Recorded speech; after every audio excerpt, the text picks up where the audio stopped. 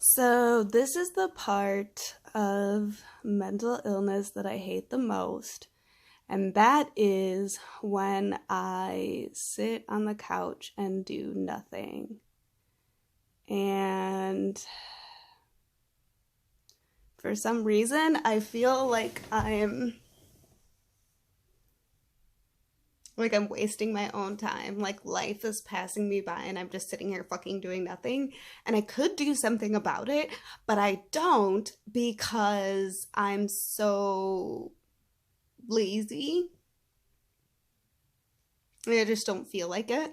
But in truth, I think I'm procrastinated. I think I'm avoiding. And we talked about this.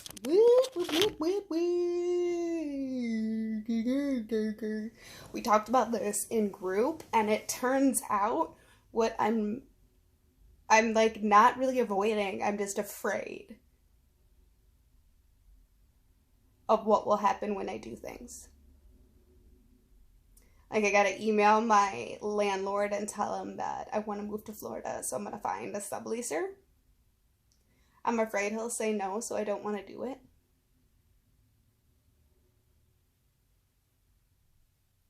So instead of in my mind figuring out ways to cope with that fear and like problem solving and figure out what to do next, I'm just avoiding it. I'm just sitting on the couch and I'm just like doing nothing. And like it can be about anything. I'm supposed to be reading my material for tomorrow, but there's a lot of uncertainty on what's going to happen tomorrow, so I don't. Hey, the picky bad we got a booger in there. So I don't like know what to do. Well, let's be honest. When we're procrastinating, we know what the fuck to do. It's just that, is it gonna work out if we do it? And I think like a lot of people who don't procrastinate, I know this is gonna sound very crazy, but in my mind, this is what I always revert back to. I don't know if it's right, it's probably not. But in my mind, I feel like people who don't procrastinate don't do it because they love their life or they have people that they love and love them in their life, or they have kids, or they have like meaning and purpose. So it's like, you know what? If my landlord says no, that's okay because I've got my husband, I've got my wife, I've got my family that cares about me, and we'll get through this together. But people like me who are like completely like isolated, or, well, I'm not completely isolated, but my mental illness makes me think that nobody like really cares about me or loves me, and I don't have any like pets or anything. I'm like, well, if it doesn't work out, I have no one to talk to about it. It'll just be like this sad, lonely thing I'll have to deal with on my own, like I've always been doing. And it's like, fuck that. I hate that feeling.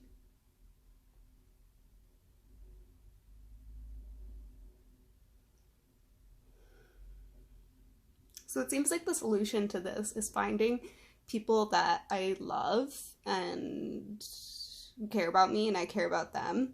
And that is why I want to move to Florida, so I can be with you, my dear. And I think that'll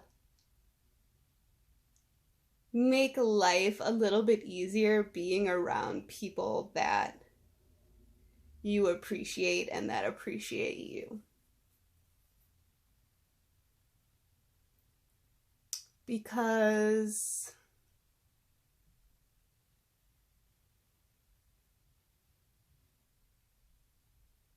human beings were not meant to be lonely. And I'd rather be like, if I lived in a homeless shelter but we all like loved each other and like had fun every night, I'd rather do that than anything else. Like, if me and you and everybody in our lives that we care about were like super broke and super poor and we had to live in like this shack, but we still like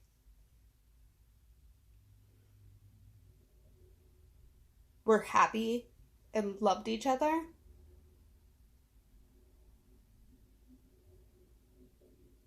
I don't think it'd be a big deal.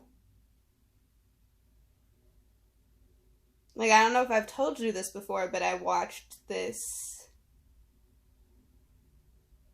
What was it called?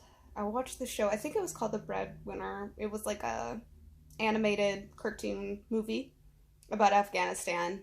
And like this family is like living in like this, like there's like four people in the family and a baby, and they're living in like this one room shack. And they have to like go down to the town square to get water.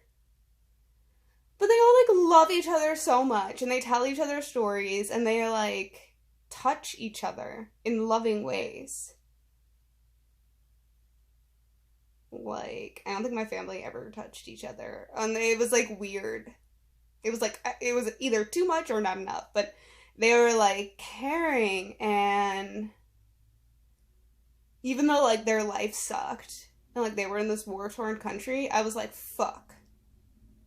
Give me 10 minutes of that and psh, I'd take that over living in America with iPhones and dumb shit.